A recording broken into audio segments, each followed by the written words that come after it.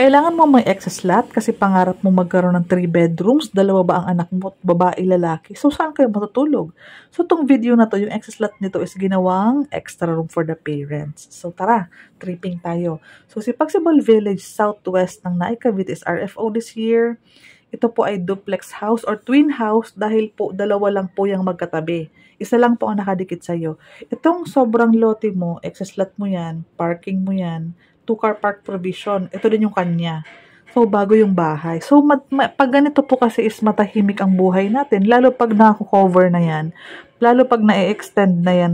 Tahimik na po, hindi mo na marinig yung ingay sa kabilang bahay. Kung naghahanap ka ng semi-complete, malaking lot area, malaking bahay, Pagsibol Village RFO pa po. Ito yung project na trending ngayon na no down payment, no reservation, no equity. Ang cash out is 10,000 lang. For water, Meralco, reservation, processing, move-in, lahat na po, all-in na po dyan. Wala na pong hidden charges. Sa mga nagmamadaling makalipat, makakapag-ipon ka naman po ng pamparenovate, pampalagay ng gate, and mga partitions sa mga rooms. Kasi po ang cash out is 10,000 lang. Ang sunod na cash out mo is kapag na loan approve ka pa lang po. Yes. Mas marami po ang qualified dito. How to avail, how to reserve. 30,000 basic salary, kasama mga food and fixed allowances. I-PM mo sa akin, check ko yung payslip mo. Active Pag-ibig member, hinuhulugan ng employer ang pag-ibig mo, magre-reflect yan sa payslip. So, very important na ma-double check ko yung payslip. Then, kapag okay, schedule tayo ng tripping. Para ma-check mo yung location, boundary kami ng Tansa Cavite, pagkatawid ng Tansa, papasok na sa location natin. And malapit din tayo sa boundary ng Trece Martires City, Cavite, kung nasaan po ang Governor's Drive, papuntang First Park Naik, dyan na po ang mga location. So, ang loob ng bahay is painted walls na yan, makinis na po ang ating sahig, covered ang kitchen area. Ito po, finished na po, kumbaga makinis na ang ating sahig for tiles na yan. Malaking CR, ito po, naka-owning window pa yung ating sa CR.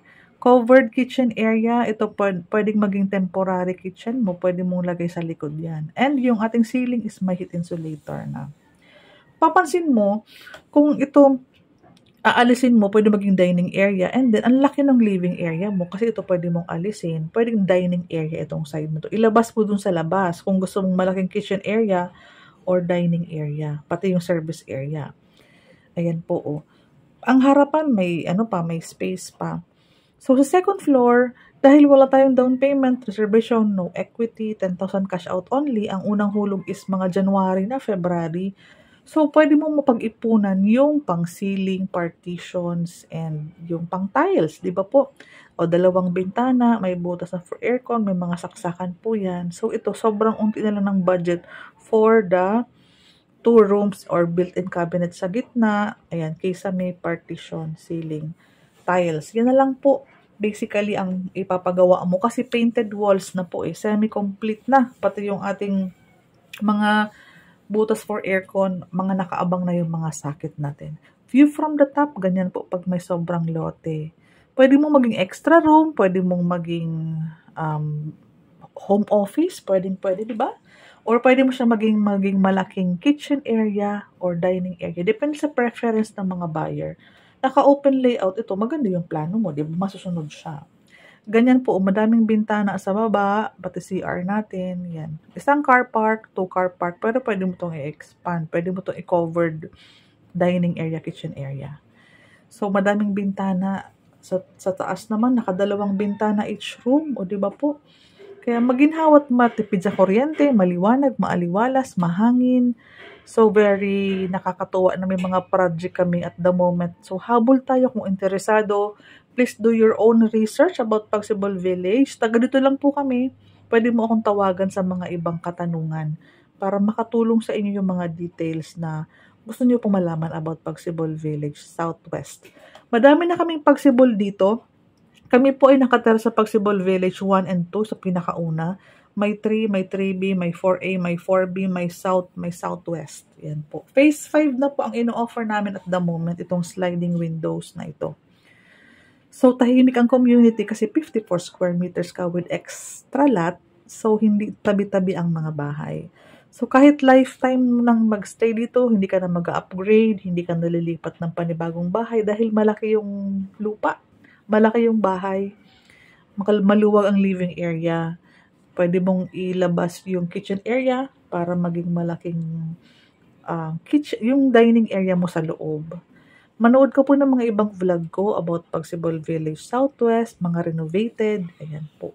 Madami tayong accredited contractor, legit contractor, kung gusto nyo magtanong-tanong na ng quotation habang nag-aantay kayo, pwede. So, yung car park ng kapitbahay mo and car park mo, yun ang magkatabi. So, mga 5 meters pa po apart itong space sa harapan mo. And may sobrang lote ka pa sa harapan, plus itong pathway or yung ikaw naman ang mag-o-occupy niya naman halos. So, ito po kung hindi ka man po magkakaroon ng car this year, I believe, kailangan mo ng extra space for your plants, for your dogs or cats, or kung may motor, di ba po? So, yan po ang maganda dahil may sobrang lote tayo. Hindi lahat ng project ay duplex, karamihan ay townhouse, karamihan ay may down payment. So, kung may mga ganitong project kaming ino-offer na mga walang down payment, 10,000 ang cash out, mga no hidden charges, wala siyang move-in, walang move-in fee, walang miscellaneous fee, walang mga ganon. 10,000, again, is for water, Meralco, reservation, move-in, dyan na yung processing fee, all in na yan sa 10,000. So, napakagandang opportunity kung may kakilala ka ng ungupahan, may kakilala kang hindi pa nakakapag-avail ng mga Pag-ibig housing loan, rent to own, or investment, paupahan habang mga affordable pa. Ang monthly nito is around 9,800. Co-borrower dito is spouse, kapatid, magulang, pwede. PM po. Para po pag-double check ng qualification, so kung 30,000 ang basic salary mo plus fixed allowances, directly PM para makapag-schedule ka ng tripping. Pwede magdala ng 10,000 and mga IDs and proof ng income like payslip or COE. Pwede ka na pong makapag-reserve and fill out ng form. Since taga-dito lang po ako sa Pagsibol, katabi lang ng bahay namin yung aming office. Open kami ng 9 a.m., 8 a.m. hanggang 8 p.m. naka-open kami. So ito po, paki-PM mo po ako.